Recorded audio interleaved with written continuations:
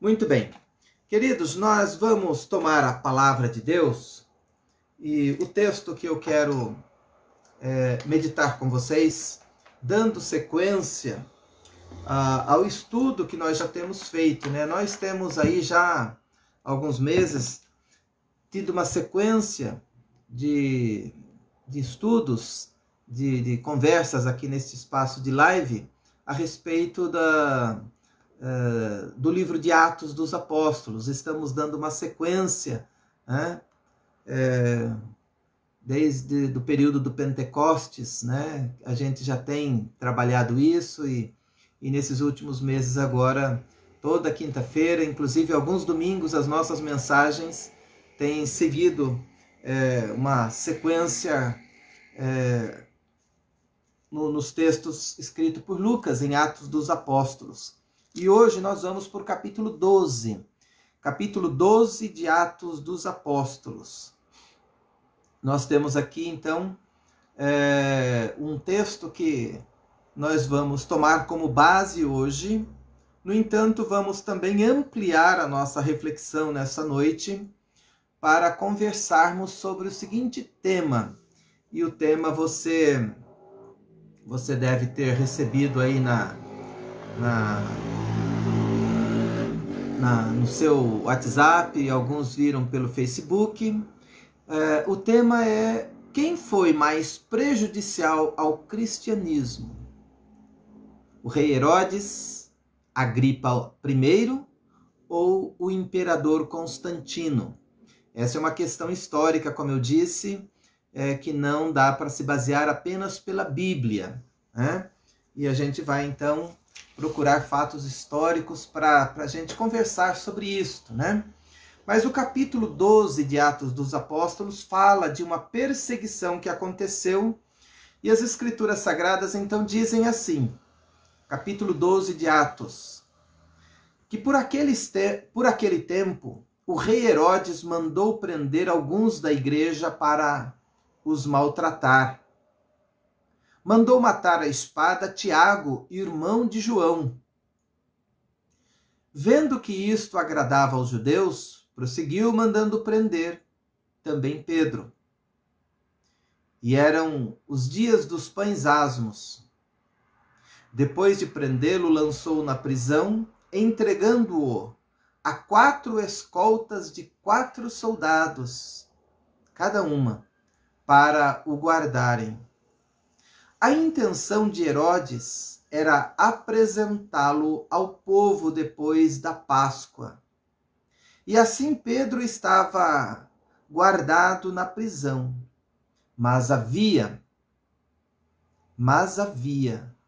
oração incessante a Deus por parte da igreja a favor dele. Pedro estava guardado na prisão, mas havia oração incessante a Deus por parte da igreja a favor dele.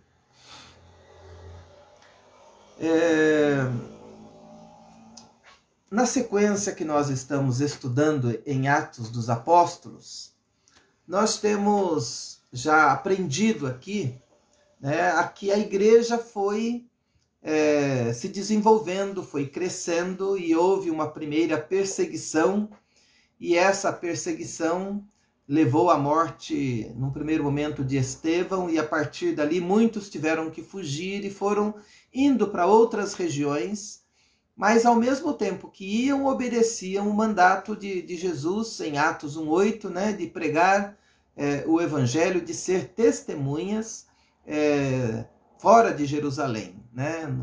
No estado da Judéia, da Palestina, depois em Samaria e em outras regiões além das fronteiras de Israel, e que ali é chamado de os confins da terra.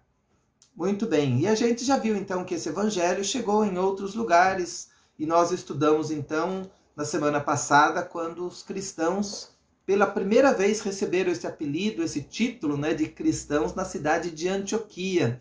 Vimos então que esta igreja de Antioquia se tornou uma igreja modelo, uma igreja exemplar, e a gente viu aí as marcas de uma igreja inspiradora, saudável, a partir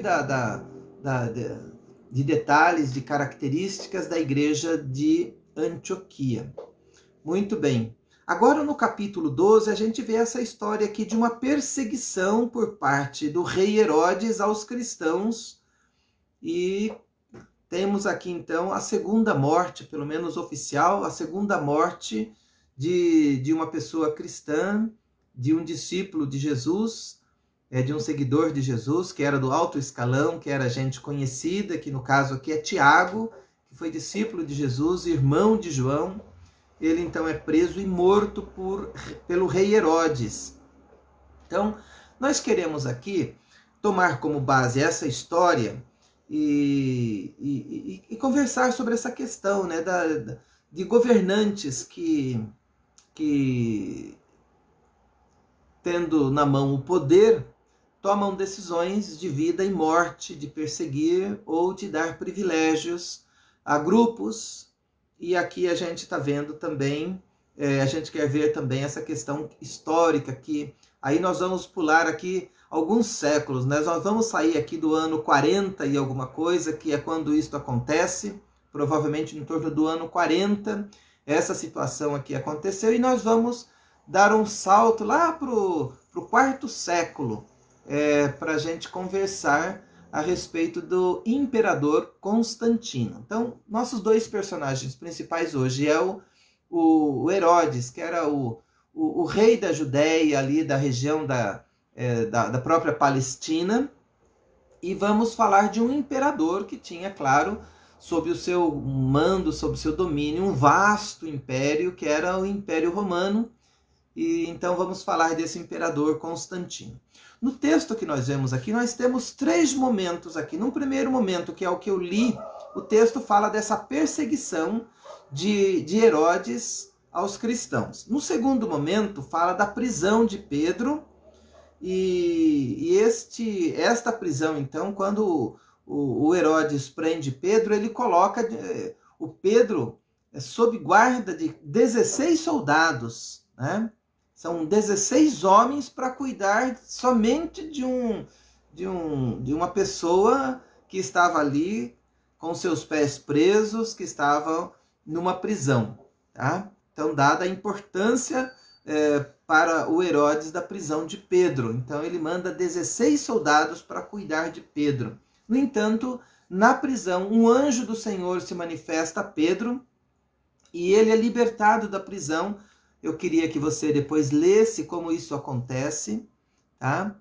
E esse milagre da libertação de Pedro, né, que as coisas não acontecem, não há uma fuga de Pedro e nem gente que vai lá resgatar a Pedro, é um milagre que acontece. Diz que nesse período em que Pedro estava preso, a igreja estava em oração, e enquanto a igreja estava em oração, o líder maior deles foi libertado pelo próprio Deus, e eles certamente estavam pedindo a Deus isso, né? Que Deus poupasse a vida do Pedro, que não tivesse o mesmo fim que teve o Tiago, né? Ou melhor, o Filipe, e não, Tiago mesmo, né? Quem havia morrido era o Tiago, irmão de João.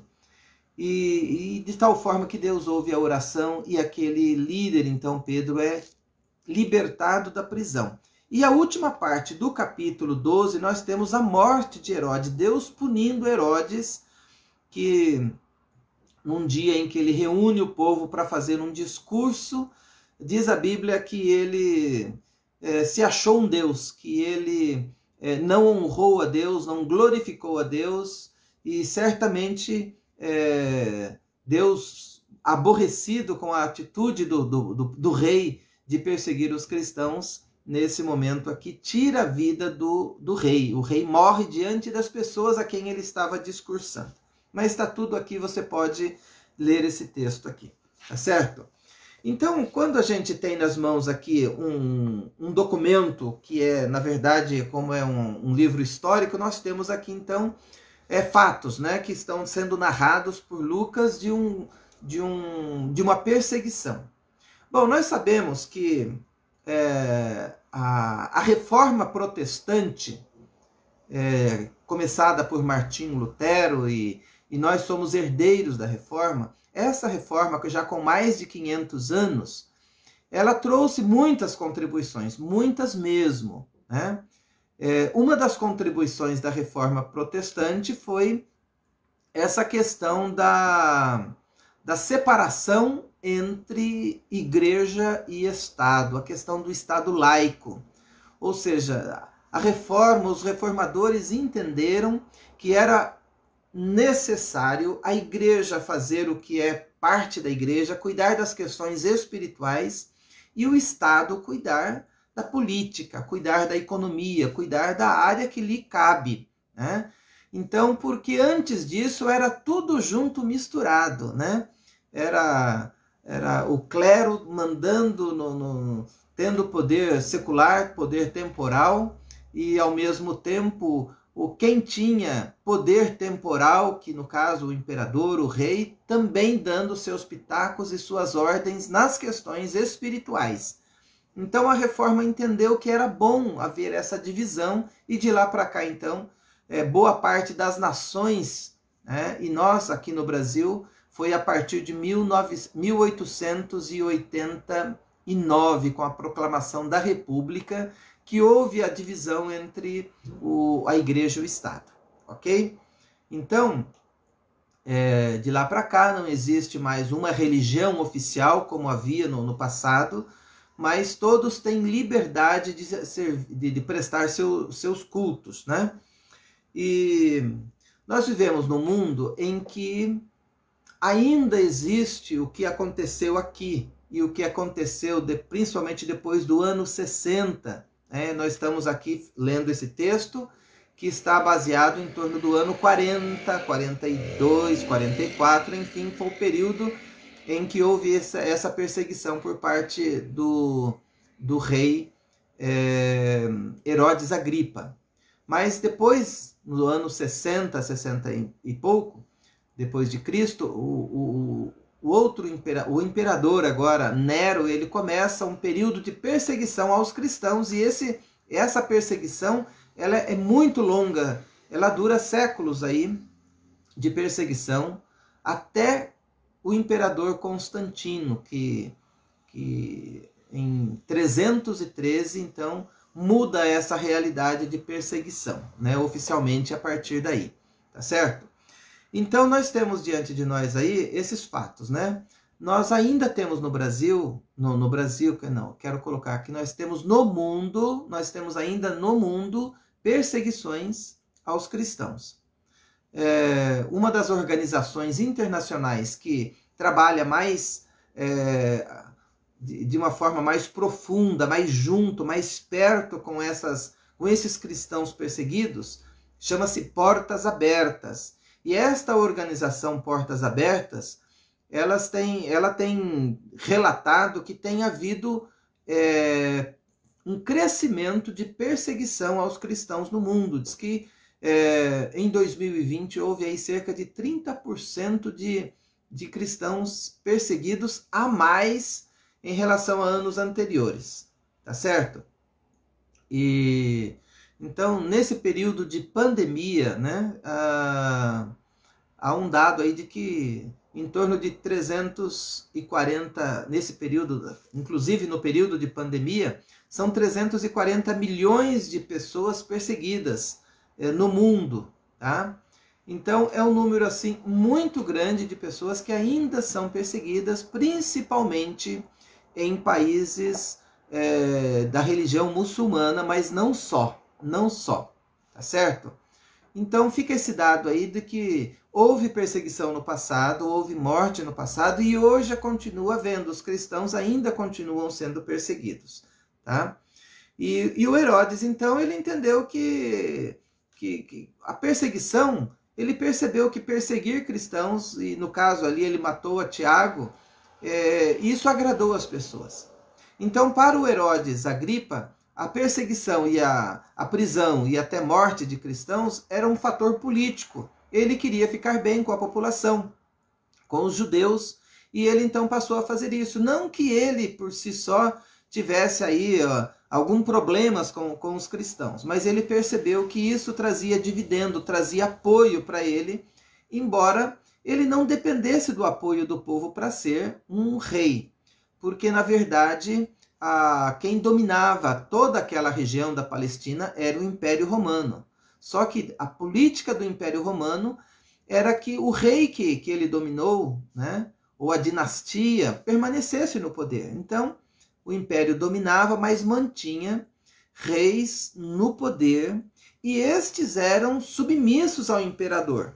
Tá? Então, quanto menos problema de levante, de revolta, de crise social, crise política naquela região, para o imperador era melhor.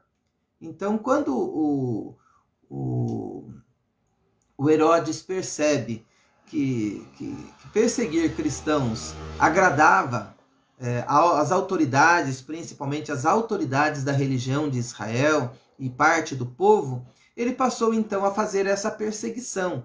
Mas não era uma perseguição por questão teológica, era uma perseguição que dá-nos a entender, principalmente uma questão aí para agradar o povo e agradar as autoridades religiosas.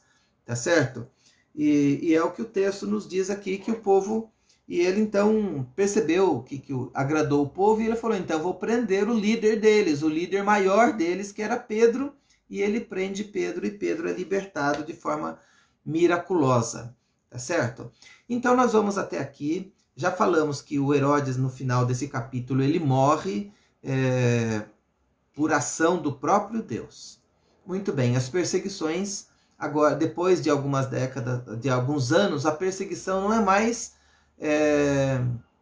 por parte dos judeus. A perseguição se torna por parte do Império Romano. O Império, então, de forma oficial, a partir de Nero, passa a perseguir os cristãos. E essa perseguição, ela é bastante longa. E no ano 313, o imperador Constantino faz um edito, faz um decreto chamado Edito de Milão, onde ele proíbe, então, a perseguição dos cristãos. Esse imperador Constantino, ele passa por um processo de conversão ao cristianismo. E até hoje os estudiosos, né, se dividem. Alguns acham que essa conversão foi genuína, outros acham que também foi mais ou menos o que aconteceu lá com o Herodes, né? Era um ato político, né? Ele percebe que não dá para vencer os cristãos, que eles aumentavam de qualquer jeito, mesmo sendo perseguidos e mortos, os cristãos aumentavam, e ele entendia, no momento histórico que ele estava vivendo ali, que era importante ter os cristãos ao lado, e ele então proíbe a perseguição dos cristãos. Mas não é esse imperador, o Constantino, que torna a religião cristã a religião oficial, tá? A religião oficial do Império Romano. Ela vem a se tornar alguns anos depois, muitas décadas depois, com o imperador Teodósio. Esse sim faz um decreto para tornar a religião cristã a religião oficial. Muito bem, então nós temos dois fatos aí. Um rei que persegue e mata cristãos, e o outro imperador, o outro governante que agora proíbe a perseguição e faz um decreto que é proibido e dá liberdade para os cristãos poderem prestar culto a Deus. E a pergunta é, quem nos seus atos de governo beneficiou mais os cristãos ou prejudicou mais os cristãos? O que você acha? Então, aparentemente, nós temos aí a tendência de dizer, claro que o Constantino ele foi uma bênção, ele foi alguém que de fato fez aquilo que Deus queria que ele fizesse. Ele foi um instrumento nas mãos de Deus para que os cristãos deixassem de ser perseguidos e mortos, para que os cristãos parassem de sofrer, né? Então, no entanto, o que a gente vai perceber é que as coisas não são bem assim. Tá? Se formos olhar o resultado final, e a gente vai tomar isso mais lá para o final, a gente tem que parar e pensar quem de fato prejudicou mais ou beneficiou mais a igreja cristã, tá certo? Bom, queridos, a questão aqui dessa situação do Constantino, o que a gente percebe é que quando ele assume o poder, né, o poder não, quando ele faz esse edito em 313, no quarto século, ele estava enfrentando algumas situações. E então, ao ascender ao poder nesse ano, 313, fazer esse edito, essas medidas que ele toma para restringir as perseguições aos cristãos, ele favorece, de fato, a liberdade da igreja. Tá?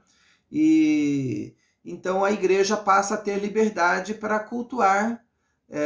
Os cristãos podem se reunir em público, coisa que não podia, né? E de fato ele traz aí um benefício muito grande para a igreja, se formos olhar nesse aspecto aí da liberdade de culto. Então a gente pode elencar aí, vamos elencar algumas coisas que possivelmente foram fatores positivos da decisão do Constantino, né? E que fatores são esses, né? Ele favoreceu a liberdade religiosa no império, muitos bens que haviam sido confiscados por parte do próprio Estado ou do Império Romano agora passaram a ser devolvidos para os cristãos. Os sacerdotes cristãos passaram a ser colocados no mesmo nível que outros sacerdotes, os sacerdotes pagãos que podiam adorar os seus deuses antes. Agora os sacerdotes cristãos estão no mesmo nível de igualdade, tá? As outras religiões não foram proibidas e eram muitas as outras religiões, tá? Muitos bispos da igreja ou líderes da igreja naquele momento passaram a gozar certos privilégios que não tinham. Inclusive impostos, algumas taxas que eram obrigados, que os súditos eram obrigados a recolher. Muitos desses líderes ou daqueles que faziam parte do clero passaram a ter o benefício de não ter que pagar. Tá? Então, muitas coisas foram acontecendo de tal forma que pudesse trazer privilégios para eles. Tá?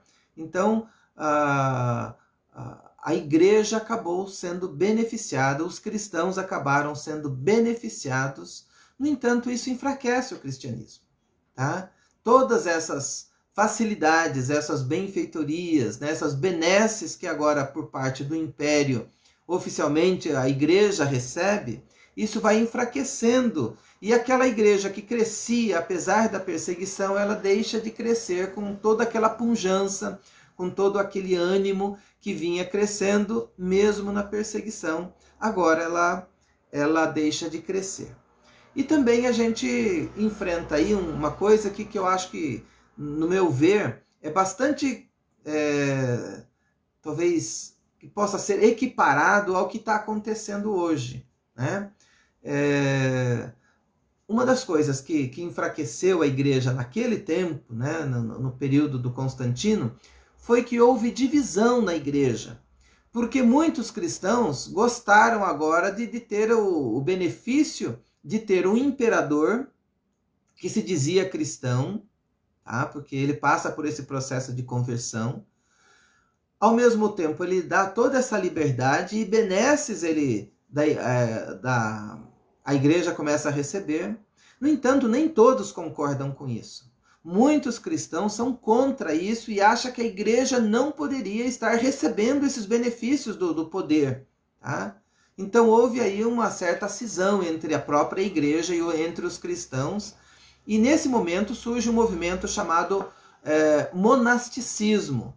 Tá? São cristãos descontentes que, achando que a igreja havia se corrompido, se atrelado ao poder e perder a sua voz profética.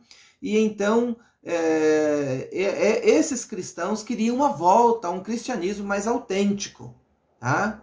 Sem os benefícios que o império dava agora. Entendiam que a igreja estava se afrouxando, perdendo a sua autoridade espiritual por receber benefícios do poder. Tá?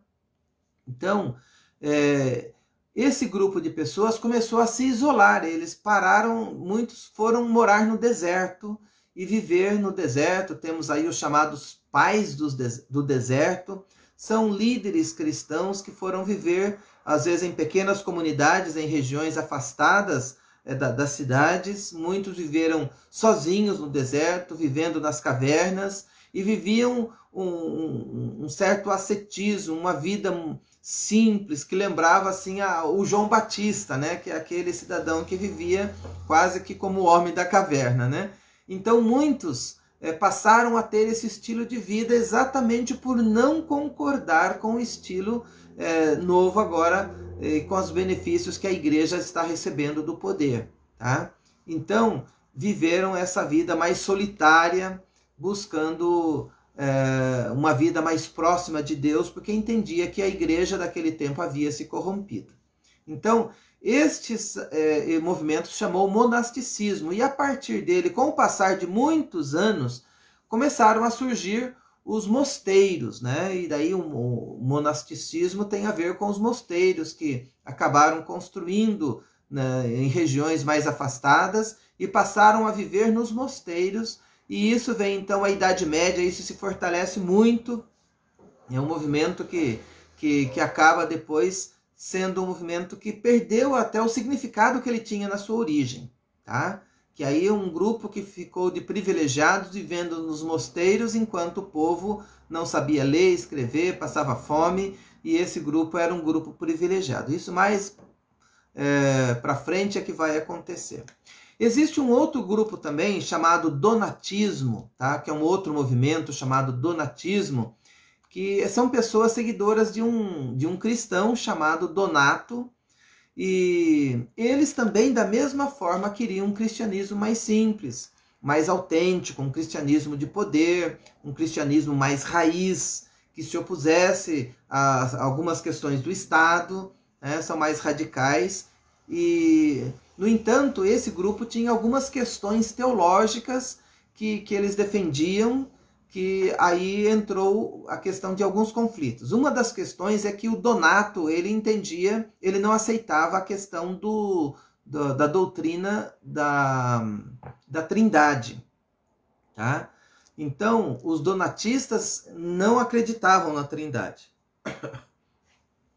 Outra questão que os donatistas não aceitavam ou questionavam era a questão da divindade de Jesus. Eles não entendiam que Jesus era da mesma essência que Deus, que o Pai. Eles entendiam que o Filho tinha sido um profeta, tinha sido alguém muito importante, que era até um Deus, mas não era igual ao Pai, tá? Então, e isso causou aí então uma celeuma muito grande, uma chamada controvérsia, e essa polêmica então se arrastou por muito tempo, e o próprio imperador Constantino, ele intervém, veja bem, ele é o imperador, mas ele intervém na igreja para tentar resolver um problema teológico.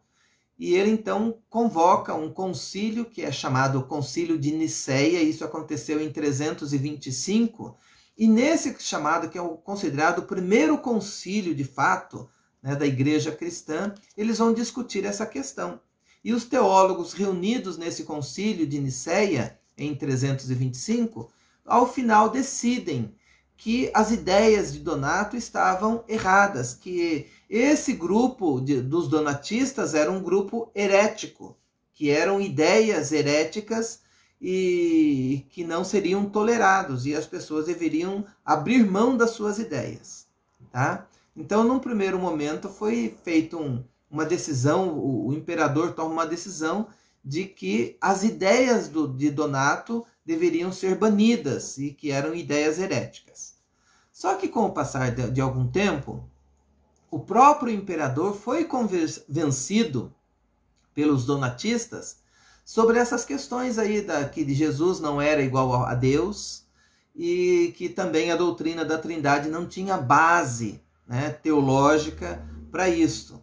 Então o imperador, que no começo assinou um decreto declarando que eles eram hereges, agora adere à ideia deles, tá? Ele é convencido então ele se torna um donatista também, que na verdade não na verdade se torna um ariano, né? Porque aí vem a questão da ideia também do arianismo, que é Ário, que é um outro que tem um problema também teológico. O imperador ele se torna um ariano, né? E ele adere então a essas ideias contra principalmente a questão da divindade de Jesus. No entanto, a igreja, apesar de não aceitar a ideia do imperador, que agora não crê na doutrina da Trindade e nem na divindade total de Jesus, a igreja católica, vamos pensar naquele tempo, a igreja cristã continua com a sua ideia que havia sido aprovada anteriormente, aceitando e pregando a doutrina da Trindade, que Jesus tem a mesma essência do Pai, tá?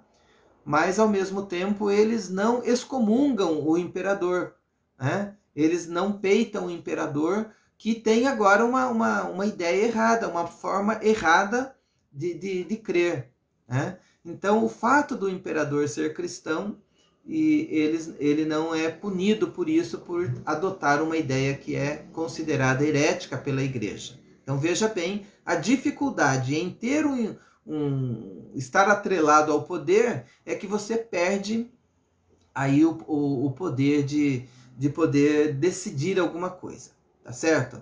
Então a gente começa aí a ver prejuízos também na igreja, tá?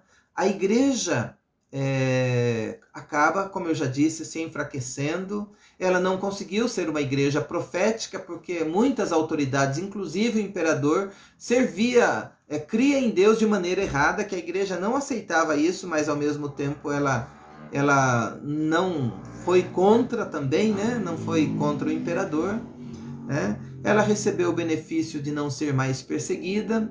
O próprio imperador, o que nós temos hoje chamado de a Catedral de São Pedro, né? Que é uma das, talvez a sé da Igreja Católica em Roma. Essa catedral começou a ser construída, tá? No período de Constantino. Claro que não é a igreja que está lá hoje, né? Com todo esse tempo aí, né? É uma outra igreja que existe lá, mas essa igreja de São Pedro, ela começou a ser construída no período de Constantino, ou seja, o Estado pondo recurso para construir agora templos. E, claro, o imperador convertido, eles entendiam que a igreja não podia ser tão simples, o lugar que o imperador iria para cultuar a Deus tinha que ter mais pompa, mais circunstância, um pouco mais de luxo, e a igreja vai então construindo catedrais, vai perdendo aquela característica de uma igreja simples, de uma igreja do povo, que às vezes até então nem podia ter templo, mas se reuniam nas catacumbas, nas cavernas, nas casas, escondidos. Agora então começa a construir catedrais e vai perdendo foco. E o cristianismo então vai se enfraquecendo por estar atrelado ao poder. Então, quando a gente vai fazer um balanço, quem mais, né, foi o Herodes? O Herodes ele perseguiu a igreja por um tempo e Deus puniu ele, né? Mas o Constantino, ele, no meu entender, ele trouxe mais prejuízo para a igreja, embora ele tenha permitido a liberdade de culto e o final da perseguição e da morte dos cristãos. Mas o que ele fez e a maneira como a igreja se deixou levar pelo poder trouxe mais prejuízos para o cristianismo, porque até hoje existe essa questão da igreja se atrelar ao poder, né? E Constantino, segundo alguns historiadores, de fato, ele não se converteu. Ele entendeu que naquele momento, politicamente, para ele era importante ter o apoio dos cristãos, e ele então, de fato, diz que passou por esse processo de conversão. O Constantino, ele não foi batizado logo no início da sua conversão. Ele é batizado praticamente no leito de morte. Já no finalzinho da vida é que ele é batizado, e é batizado por um padre ariano, né, que tinha essa ideia que era considerado herética. Então, o Constantino, ele, no meu entender, ele não teve uma conversão sincera, tá? E de lá para cá, gente, isso tem acontecido muito. Cada vez mais a igreja foi se atrelando ao Estado, a igreja começou a ter muito poder, a igreja e as autoridades da igreja, os papas, bispos, começaram a ter a autoridade de abençoar reis e governadores e também de amaldiçoá-los, né? E quando isso acontecia, a autoridade perdia, ou o governante perdia a sua autoridade. Então a igreja passou a ter muito poder e se enriqueceu, se tornou poderosa e foi se afastando da sua origem apostólica, daquela maneira simples de ser, de caminhar com o povo e de ter poder espiritual e não poder temporal e poder financeiro. E ela foi se enfraquecendo, foi se dividindo, e de lá para cá nós temos um cristianismo muito distante da realidade dos Atos dos Apóstolos, tá? Então, a gente precisa hoje ter um certo cuidado quando a gente vê, hoje nós temos no poder, não só hoje, né? Já há muito tempo a gente vê isso, nós temos aí um desejo, eu vejo entre a igreja evangélica um desejo de ter mais evangélicos no poder. Nós temos ministros de Estado no poder, temos pessoas evangélicas no alto escalão. No entanto, no meu entender, nós temos passado vergonha, porque muitas decisões que estão sendo tomadas, e o nosso colega pastor presbiteriano, né, que é o ministro, por exemplo, da educação hoje, ele tem dito certas coisas absurdas, né, que não poderia ser dita, porque tem sido execrado pela opinião pública como ideias retrógradas muitas vezes. Né? Por exemplo, ele dizer que a universidade é para poucos.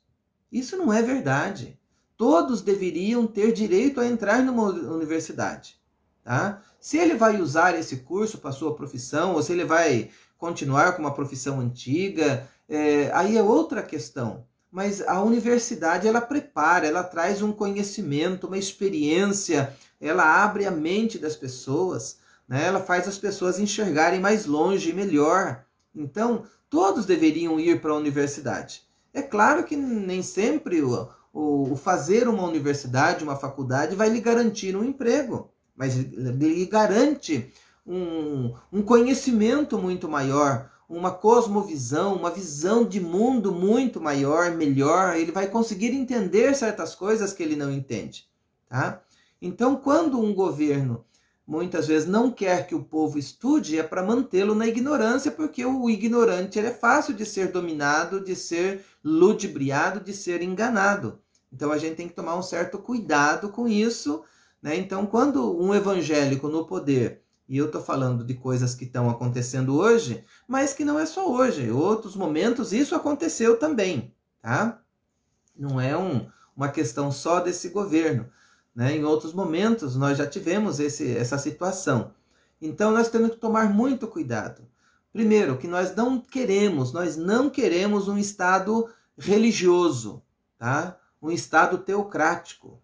Nós não queremos que quem governe seja os cristãos a governar. Vamos deixar, por isso que Jesus disse, né? Dai a César o que é de César e a Deus o que é de Deus. Tem coisa que é melhor deixar quem vive esse mundo da política, que muitos têm boa formação para isso, para governar, né? Não é só pelo fato de ser cristão que ele vai ser um bom governante. E a gente tem visto no decorrer da história, e exatamente por isso a reforma protestante rompeu com essa questão da igreja no poder, porque trazia mais prejuízo para a igreja, para o corpo de Cristo, do que benefícios. E a gente tem que tomar esse cuidado. Achar que só porque é evangélico, se assumir o poder, vai fazer boas coisas, e isso não é verdade.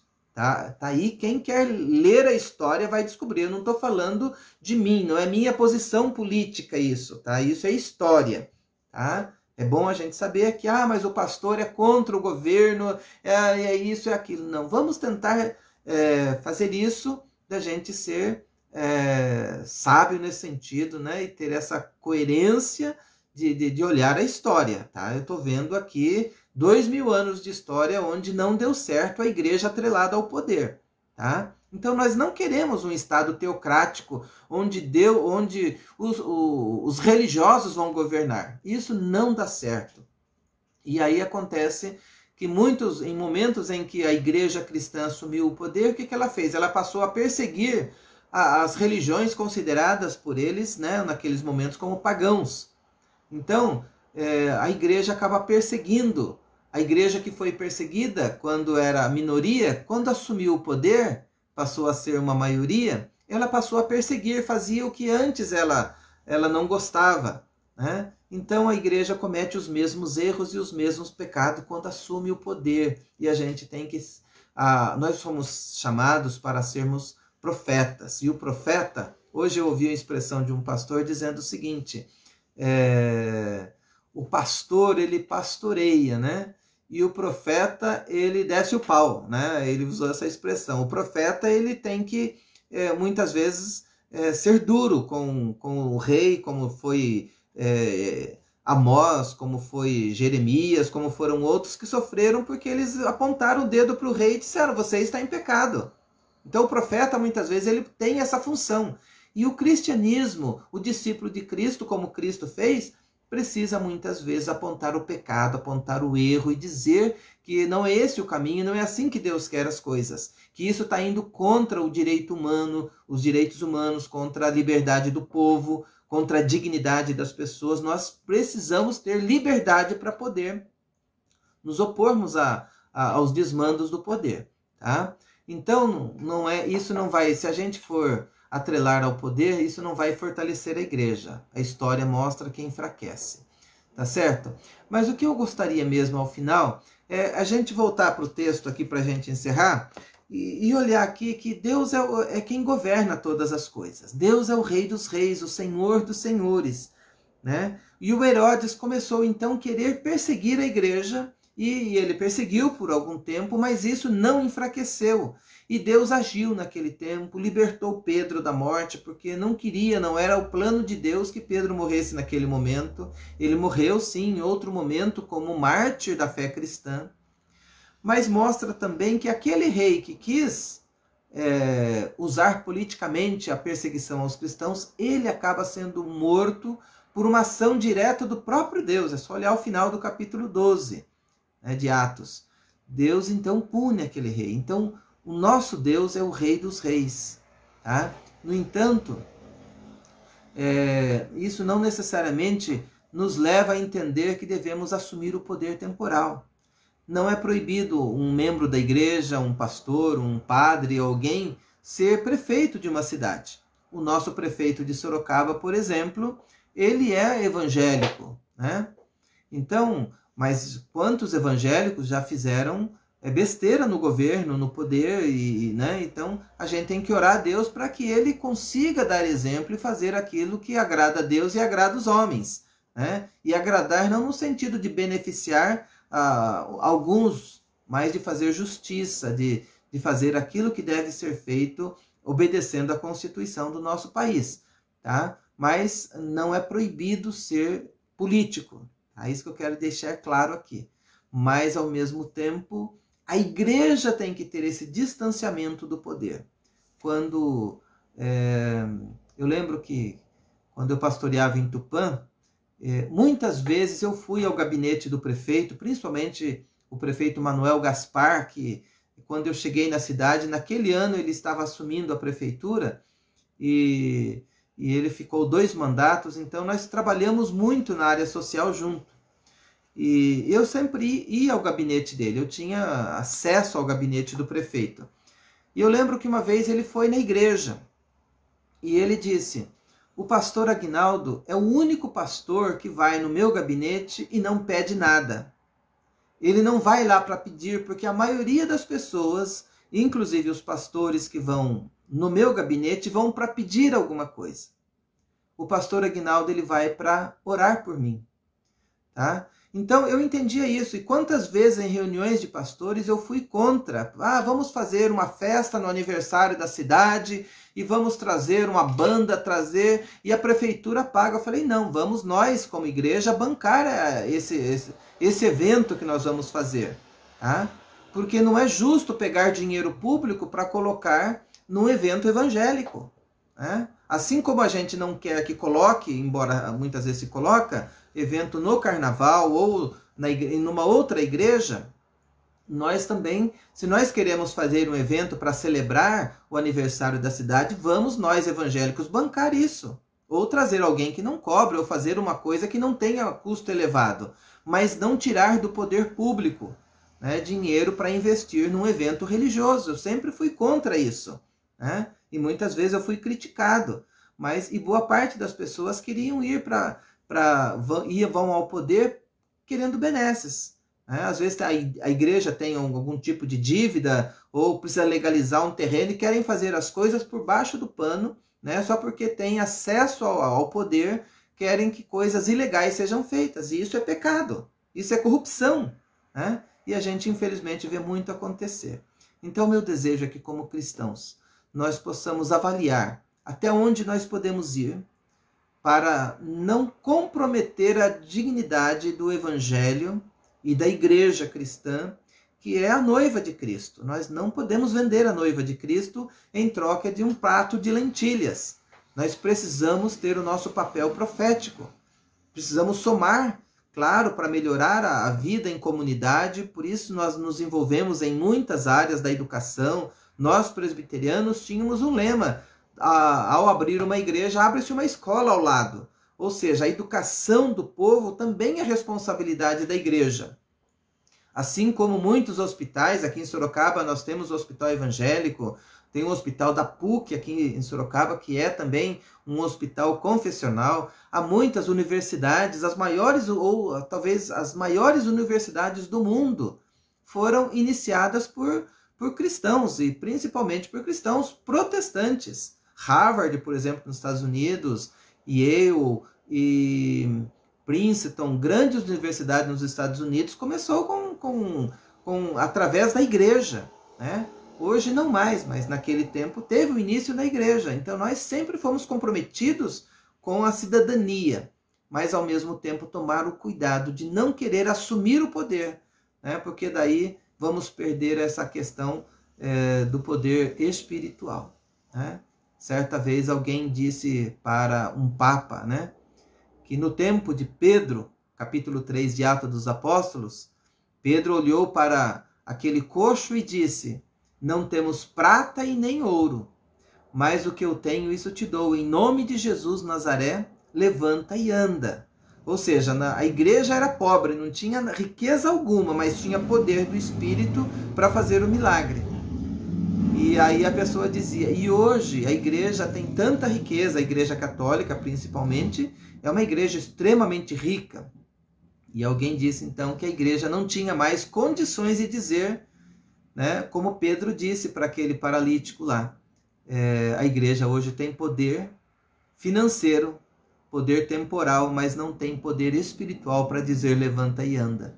Então nós temos que ter essa consciência que Deus quer nos usar como igreja para fazer diferença na sociedade, mas o nosso foco maior é fazer discípulo, é pregar o evangelho, é viver em santidade de vida, é estar andando com Deus, caminhando com Deus, abençoando vidas que Deus coloca ao nosso lado, é ser sal da terra, é ser luz do mundo.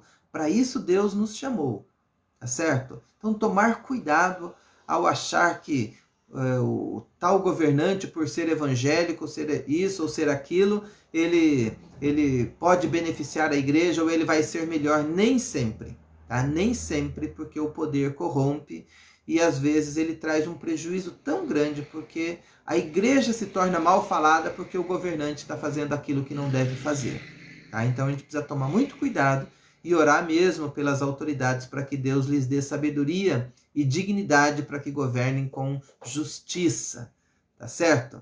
E eu quero orar então, encerrando esse momento. Deus de graça e misericórdia, segura as nossas mãos nesse momento, quando, ó Deus, vivemos tempos tão difíceis, ó Deus. Tempos, ó Deus, ainda de morte, tempo de medo, de insegurança, Senhor. Tempo, ó Deus, de tantos conflitos emocionais, de tantas enfermidades da alma, da mente, do corpo. Clamamos a Deus por misericórdia e graça. Clamamos, Senhor Deus, pela vida de cada pessoa que fizemos menção agora. São pessoas, ó Deus, que estão passando por lutas, por dificuldades tão grandes, meu Pai. Alguns lutando pela sobrevivência, outros, ó Deus, segundo a medicina não há mais o que fazer. Mas eu quero pedir, ó Deus, que o Senhor continue com as mãos estendidas sobre essas vidas. E segundo a tua vontade, Senhor, cuida, abençoa, restaura, tira as dores, aumenta-lhes a fé e a certeza, ó Deus, de que mesmo nos vales da sombra da morte, o Senhor está ao lado e que esta presença lhes dê, ó Deus, tranquilidade e paz no coração. Ó Deus, abençoa os profissionais de saúde que ainda continuam lutando, Senhor, para salvar vidas, meu Deus. Protege-os, ó Deus, protege os seus familiares. Abençoa, Senhor, cristãos que ainda hoje, Senhor, são perseguidos. São milhões e milhões no mundo afora que são perseguidos, ó Deus. Igrejas que não têm liberdade de abrir suas portas ou de construir templos. Mas queremos, ó Deus, pedir que o Senhor fortaleça também a igreja em lugares como o Brasil, que tem liberdade plena de culto. Que jamais, ó Deus, nos atrelemos ao poder. Que jamais nos encantemos, ó Deus, com as facilidades e benesses que muitas vezes o poder pode dar às religiões e às igrejas.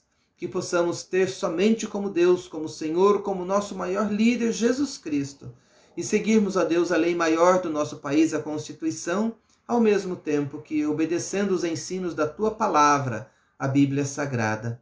Queremos, ó Deus, servir a nossa nação, abençoar a nossa nação com o testemunho, ó Deus, vivendo e praticando o Evangelho de Cristo, principalmente através do amor. Que a Tua graça, Senhor, nos ajude a darmos testemunhos e não cometermos os mesmos erros que no passado já foi cometido, meu Deus. Estende a Tua mão, ó Deus, e abençoa cada vida que está conosco. Que a Tua mão os toque e abençoe os seus lares, queridos, pessoas que também estão pedindo as nossas orações. Oramos agradecidos por cada vida conosco, no nome de Jesus. Amém, Senhor, e amém.